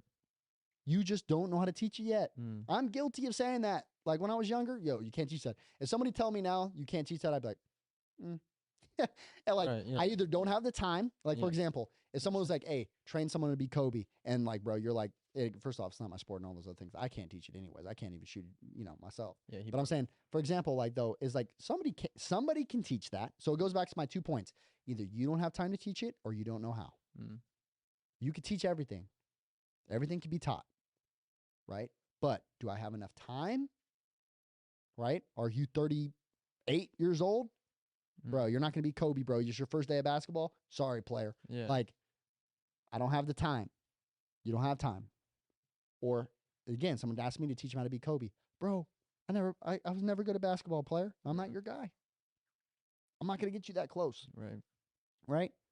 And like the intangibles, like, bro, is it weird that everybody with intangibles usually, again, also had a really good family, had a really good mentor, had an X, Y, and Z character, he's really rooted in God, blah, blah, blah, all these other things start happening. It's like, yo, like they were taught to have that character, Mhm. to think that way, to operate in that way. Everything can be taught, right? It's what I prioritize. Again, byproducts of those things. Also, again, personality wise, like there is things that are more prone. Like, again, all of us genetically out the womb. For example, like, okay, like I would say this. Someone might say this genetically, like, bro, you can't teach me to be 7 foot. Sure. Yeah, I get that part. Like genetics, like, okay, great. You're going to be 7 foot, you're 4 foot, whatever. But when it comes into like movements, Mm. when it comes into like skill sets, Yeah. that's a whole nother thing. Yeah. I mean, you can't teach someone to be. We'll just stick with basketball because I mean, now we're going down my alley a little bit. Mhm. But I mean, you can't teach someone to be 6'7", right? I had Mhm. kids I played with that are 6'7". I could still rebound someone who's 6'7" a lot of Mhm. different ways. I Yeah. know which way the ball is coming off the rim. I know how to Mhm. create leverage. I know what position to get to. I know how to use my size to my advantage. I can get under him. Like Mhm. there is ways to then get rebounds. Just because I'm not 7, you can't teach someone to be 7 foot. No, Mhm. but you can teach someone how to get a rebound. There's a lot sure. of different ways you get a rebound. Like I'm not teaching you to be Aaron Judge, like Right. in the sense of I'm not teaching you to be 6'7", 280 pounds or whatever. Like I get that, Mm, right? But that's not what we're talking about. right. We're talking about a whole bunch of things that people say you can't teach, or my other favorite that doesn't transfer. Like, yo, I'll show you where it transfers. I'll show you where it transfers to, even when it's a crap exercise. Mm, I'll show you how it transfers into their movement. I'll show you where it shows up. mm, You know what I'm saying? And again, along with it, like, yo, it's going to show up. You keep doing those things over time. A lot of times you don't see transfer because you're doing it for too short a period of time or you don't understand how it's actually transferring. What we do to the body, how we train the body, transfers always, just not always good, mm-hmm. And so just big pieces along with that is like how many guys get results from things that people say don't transfer. Right. Like, bro, I've seen some, okay, well, I don't know, front toss and T don't transfer. Well, homeboy only hit front toss and T, and he's a very different hitter. Right. He's notably all of a sudden he went back to the field and hit an extra 30 home runs. Something happened. Mm-hmm. What transferred? Right. Like something transferred. So I just think it's the bigger thing of like having those conversations along with it. It's like, yo, like I'm not against it. And again, like just like earlier, again, someone will probably clip the first part and not send this part. The same thing with like Trey or something like that. Like like Trey, again the same thing. Like, bro, there's a lot of things. Like I've learned plenty of things from you as well, right? Like I have no problem admitting like where a lot of other things. There's gonna be things we disagree on. There's a whole bunch of things too that like when you hit, but like, yeah, that's a good move, or that's not a good move, or I think that guy's a good hitter too, or all those other things. Like, again, along with it, there's a lot of those other things of difference in philosophy, but also too, there's a lot of overlap. There's a lot of overlap, and we like as human beings to identify all the areas that we're separate, but also on the same sense is like, to push the conversation forward, we got to have conversations about where there is disagreement, because that's the only way that we really keep pushing forward, where that becomes part of that 90% that we agree on. Right. as a community within, so we can move on. Mm-hmm. We don't move on in the sport by no one talking about it. Right. Yeah. And then too, like to your point earlier, like Twitter is valuable in a sense of piquing interests and ideas. Like, don't let it be your only research. Like, again, I'm pretty sure we've talked about this. Of like, when I first found you on Twitter, like, I didn't just all of a sudden just think, oh yeah, this is the best thing ever. I'm just gonna go try to work for him. Like, no, I went to my biomechanics professor. I talked about some of the things that you talked about. I showed him some videos. I read my textbooks. I used my notes that I've already written stuff down. I came to you with questions too when I had the opportunity and got your answers to those questions. Like, Yeah. I didn't just assume, right, because you posted 3 good hitters on social media that you were the best hitting coach in the world either, right? Like, and then too, every day, like, we ask questions to each other. Why would you do this? Why did you do this? Why wouldn't you do this? Maybe try that. Like, again, like, read, ask questions, have conversations like this too. Like, I went to people after that. Didn't just assume because there's 3 videos of a hitter that you train. I went to 108 social media, right, when I found you. Like, I found them. I looked at their people. Like, but again, this is something that people don't want to do. They don't want to take the time. They don't want to do the work. They don't, you know, and two, from that sense, they do that, then there might be a chance that they're wrong. And that's an even bigger conversation. Then they don't want to be wrong. It's like, you know, for my sake, I wanted to be wrong. I was like, please tell me why I'm wrong. What I'm doing Please. isn't, again, that's also too what people like miss on that same side with me in that same way. It's like, yo, like I was wrong. How I played, I was wrong. How I learned, I was wrong. That's how I learned this. This is how I played. This isn't how I trained. This is this wasn't what grandpa told me or my dad told me or what any of those things. Like, I was wrong. And also too, there's plenty of things. Somebody might say, like, for example, yo, like, even when I worked at 108, when Eugene taught me things, he'd probably come back a couple weeks later and be like, yeah, I was wrong about this. Blah, blah, blah, blah, all these other things. Like, he was wrong all the time too. Right. Like, again, like Donnie was wrong all the time. Like, he still tells me all the things that he's wrong about. Yeah. Like, great. All those other things about getting results and like going in. And that's the other piece is like, okay, like, we're too scared of being wrong. Like, we're too scared of being wrong. And that's where, again, we got to break it up into like a lot of these other places that have real conversation along with it. And also too, a lot of it, for example, you know, the people that I generally have the biggest disagreements with, typically people that don't have a background in biomechanics, typically people that don't have a background in S&C, typically people that don't understand anatomy, typically people that don't have all these other backgrounds. When we do have all those other backgrounds, we can have a lot of those conversations. Right. Like, I communicate with like 7 biomechanics on a constant basis. Yeah. And again, like, that's why on the same sense with that, or again, like high level S&C guys where we can really have some of these conversations, because again, that's when the dots all connect. But before, when I only know a base level of education and I only know a couple things, well, that disagrees with how I think about this. Well, that's because, again, like, you really don't know that much, bro. Yeah. And that's not to hit on you, bro. I was the same way. Like, you really don't know that much. For example, like on the other end of that, like, that's why, like, when it comes into like really high detailed stuff about like why we do, like, for example, like, think of how many people that listen to this podcast right now that have no idea how the power grid works, including me. Right? Yo, you're not an expert in that. Yeah. You don't really know. You don't really know. Right. And also the same thing too. I'd say number one, and I'm guilty of this, the same thing too. And like a lot of times, like too, when I get context, I'm like, oh yeah, there probably some other stuff going on. Same thing like when it comes into like politics or any of the other things. Like, bro, how much about foreign domestic policy do you really know? Do you know? No. No. Do you know why? Again, also too, of like you. Like, I'm gonna tell you right here. Until the, last year and a half, X, Y, and Z, I didn't know what the hell a tariff was. I have no idea. No idea why they existed. Right. All these other things, how currency worked. A lot of these things within education. So in the very beginning, you're gonna disagree more in the very beginning with experts or people that are in your field or X, Y, and Z than you will much later on. For example, you go to like a even like in a psychology class or something like that. A lot of times, they start talking to you about your animalistic principles and like things that you do. You're going to disagree a lot in the very beginning. And then they start showing you receipts and how it's happened, X, Y, and Z, and you're like, oh, dang, maybe I do operate like that. Like, dang, maybe it's something I need to be aware of. Maybe I am walking around like a mindless monkey. Or maybe I am blah, blah, blah, blah. And then like you go into this and get some depths of awareness, right? Is understanding how those things really are. So again, more than anything, and that's the hardest part, is you got to break through that barrier. And also too, where it comes to more of the character thing and being like, yo, I'm down to talk to anybody about any of those things, and like, I assume I'm wrong.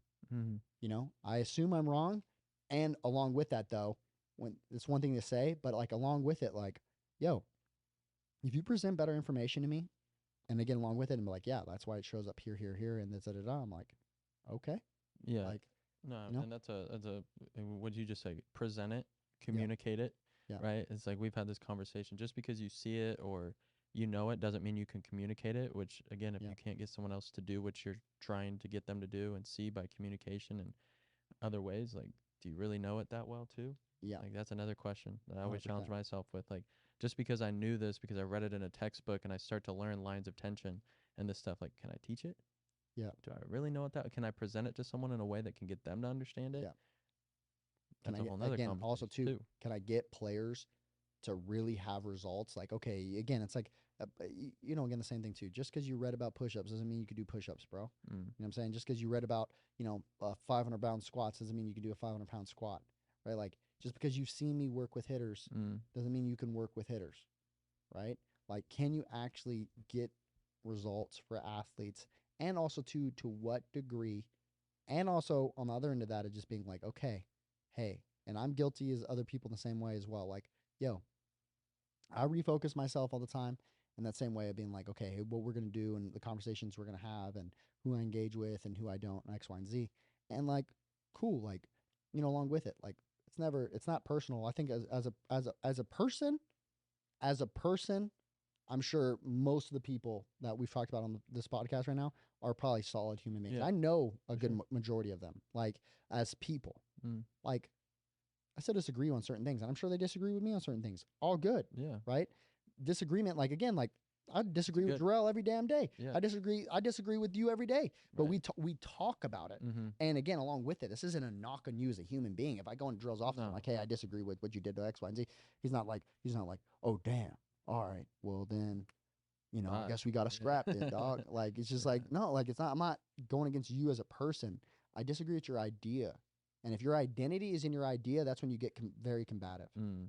right? And again, if you can't handle, again, like, I'm going to talk about passion, I'm going to talk with passion about some of these subjects. And so should you, Mm. right? If you're passionate and you're these things, like, it's your life and this is what you do, like, yo, you should be passionate. Mm. And if you're not passionate and X, Y, and Z, and I'm not saying that sometimes too, like, yo, like, I get it. I can come off combative or whatever those things Yeah. are. And again, I got no problem. We got to square up in a Muay Thai ring. Let's do it. Right.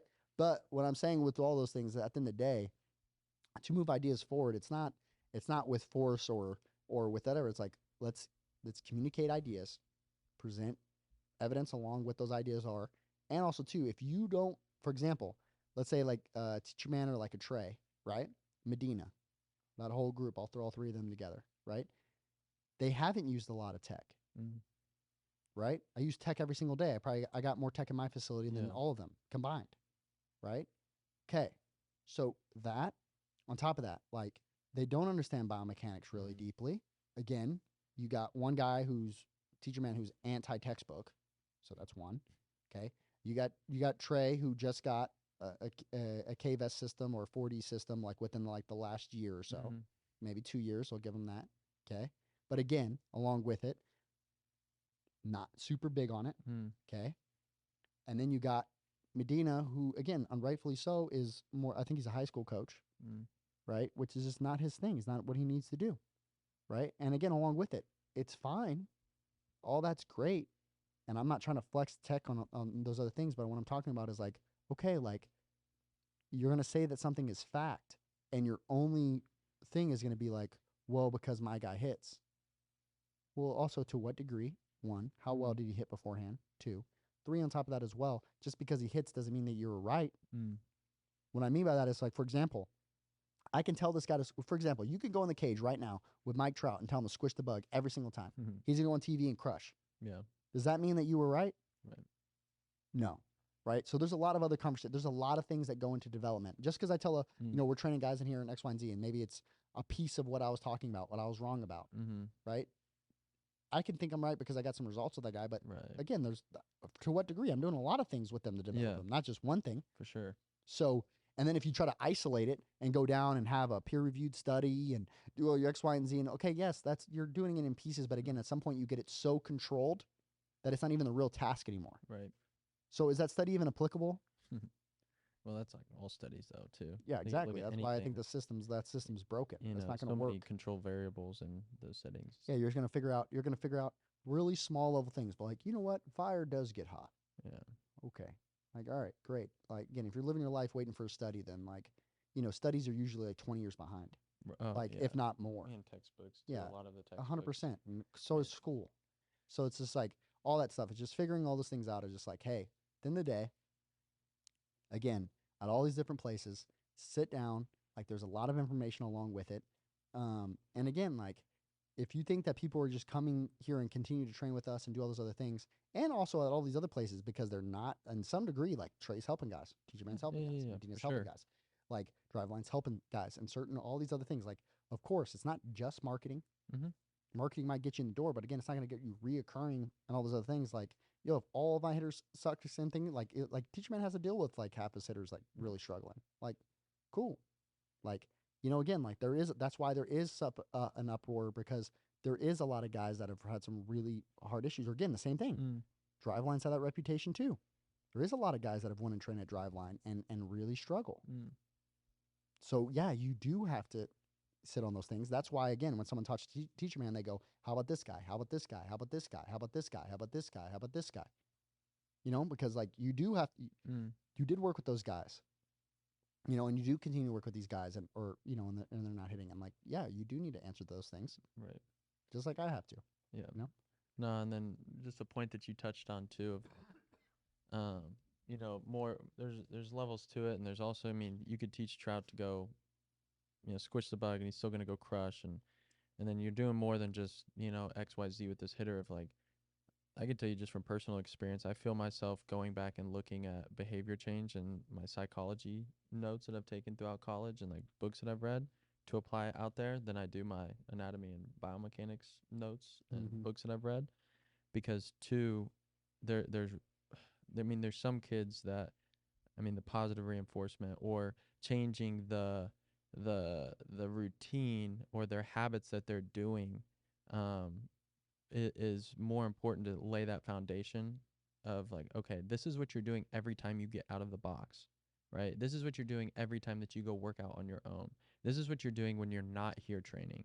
This is what you're doing when you're not at the field playing, right? And there's way more to it than just teaching a kickback or teaching someone to squish the bug. It's like I feel myself doing that and giving that structure. And again, I feel like my behavior change skills, like the changing someone's behavior and habits, have come to fruition more than even the, you know, I probably people hear me talking about because it's something that you don't even realize you're doing is a behavior change in habits, but you can hear, oh, the internal rotation, oh, the torque, oh, and like you hear these different things, the physics, the biomechanics, the anatomy, like you hear that, but then you don't realize the subtleties. Like you've always told me, like pay attention to the subtleties, like when I say something, how I present it, how I structure this, how do I progress, how do I regress, you know, all those things, like those subtleties too that people don't see in the All social that media context. videos, right? They don't see the structure that Or they happens don't, and they before. don't value. Yeah, or don't value. It's Yeah. like, you know, I know just personally too is like, yes, there's some structure when it comes to the drills and the progression and regression, but also too like the subtleties of building the routine and the building a new habit, changing their old behavior, old habit too, and then like speaking to Taylor, who's had those experiences too, a little bit from her, like a different setting, right? But then applying it to this setting has been super valuable in the sense of, okay, like a lot of these kids too, I mean, we've all been in high school, we've all been in college, like we've all had these different habits that we've had to break, or you know, like one that I consistently deal with is chewing my nails. Like, you know, I've tried to break that habit multiple times, and there's times I've been successful for a while, and then, you know, there's habits like in my swing that I have that you know, I've tried to change, and you know, it's like I see myself using those skills more than I even than people probably even could fathom, but it's just so subtle in how I go about them than even the anatomy, the physiology, the kinese, the biomechanics, the, you know, Well, S&P stuff. that's It's why I see crazy. that as like that stuff as like a foundation, Mm. right? Because first off, let's say you're really good at connecting with athletes and you're Mm. really good at changing patterns and all those things, but Mm. then you're also changing them towards bad patterns, Right. right? Well, that's the scary part, and I always say that with me is like I got to be really careful because I can get someone to change. And when I get them to change, I better be getting them to change towards the good things. Because again, I'm going to get them to change. So if I don't know what I'm talking about from a foundational standpoint, where I can focus, and again, it's like that thing of like, hey, because I have this base level of understanding of like what we're trying to go for. Okay, well, you need all of it together, but like again, along with it, it's like it's great if you can get them to change, but if you can get them to change, but you don't have, you're getting them to change in wrong, bad ways. Oh God, yeah. Right? Then you're hurting yourself in that same way, and that's where I think along with it is like, a lot of these baseball coaches are teachers where they are good at teaching things in certain ways and getting people to do things. So we've got to be right that we're moving them in right directions. And again, we're always wrong, right? But largely trying to be less wrong every single day. And again, along with it of like taking advantage of, a lot of this stuff. So, I think overall, like, again, I think this podcast is the start of a conversation. And again, along with it of like, hopefully breaking through the barriers of being like, hey, like I'm down to have everybody on and we could talk about different things. And also too, everybody wants to focus on whatever thing they agree with. Like, like we could go a lot of different ways of why or what those things are. And also too, along with it, I get it that in some sense, even if you present everybody with data or one thing or another, like people are still going to want to believe what they want to believe. That's not the type of conversations I'm talking about. But I think in all of it, like, again, there's a lot of conversations to be had to really push the game forward in a lot of different ways. That really will hit home in a lot of ways with a foundation of some basic things of understanding the body that I think are going to be very pivotal, going forward within baseball. So, any last thoughts? Just pull up that quote one more time. Bruce Lee, man, the living creature, the creating individual is always more important than any established style or system. Oh my God. Amen. All right, y'all. Well, we had fun. I'm sure this thing's going to get chopped up a bunch of different ways, get sent to a billion different people. It's all good. Part of the process. Listen to the whole thing if you want context. And again, there's probably context on context that you can even have within this conversation. At the end of the day, it's never any context. It is what it is. So what are you going to do? Not say anything? So yeah, anyways, not going to have that happen. So all those things are great. But until next time, Farm System out.